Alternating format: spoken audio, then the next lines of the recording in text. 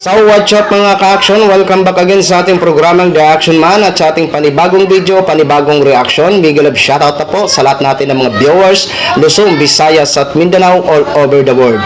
Alam ko po na lagi nyong inaabangan ang update. Ano ba itong update na sinasabi ko sa inyo? Okay? Alam ko na maiinggit na naman ang mga katunggal inito kapag mapanood ho ito. Abay pinagkakaguluhan ho ang ating gwapo na pambato. Pinagkaguluhan at hindi na ho mapigilan ng isa nating kababayan is niyakap niya po nang makita ang kanyang iniidolo. Sino ba itong tinutukoy ko? 'Di ba? Alam naman ho natin na gwapo ho talaga ang ating pangbato. Saan ba natin na pambato? Siyempre dyan sa Caloocan.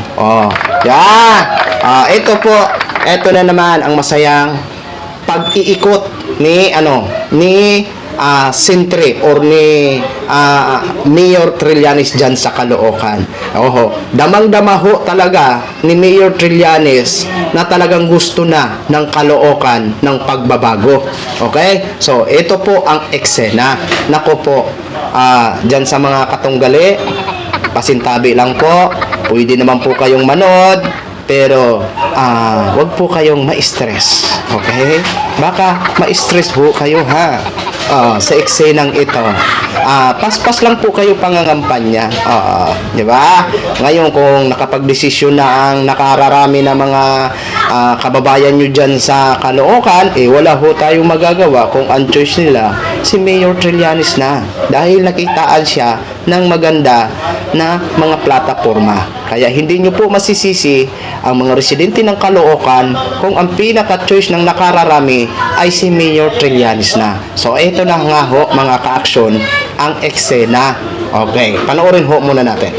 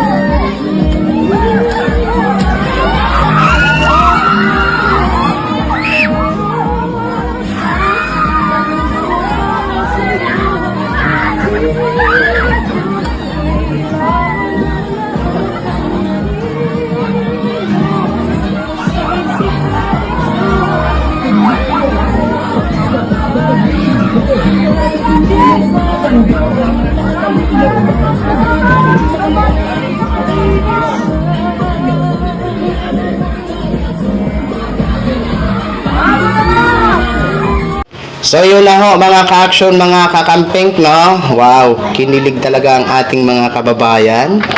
Diba? Abay, kung ako siguro babae, siyempre, wala naman masama kung kiligin ka sa isang gwapo. Diba?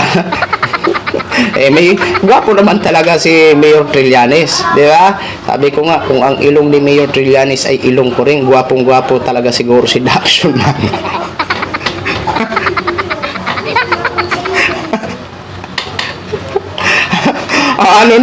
Incumbent mayor.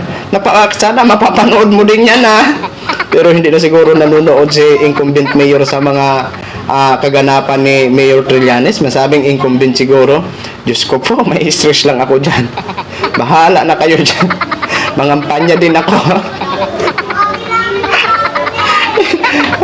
Kitang-kita naman lahat ng sinishare ko ho sa inyo, kitang-kita nyo naman na damang-dama ng Caloocan na gusto na talagang magbago naman ang kanilang mayor, di ba? Pareho nga ho ito sa sinadjust natin kanina sa live natin sa mga dabawin nyo.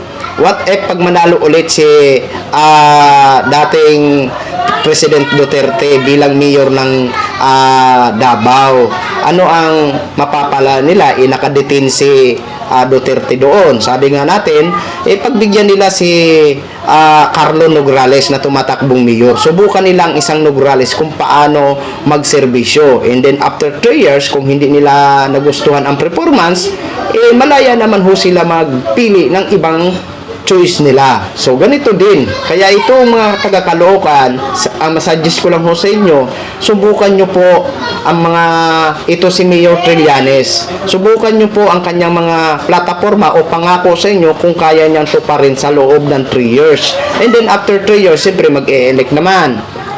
Kasi alam ko 3 years lang ang mayor. 'Di ba?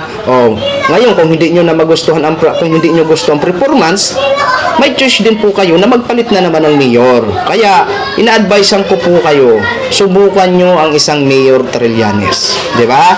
So yun lang po mga ka-action, mga kakamping knog, share ko lang ho sa inyo. Maraming salamat po sa ating mga viewers Luzon, Visayas at Mindanao all over the world. Ako po ang inyong lingkod, si The Action Man. Have a good day, everyone. Beautiful.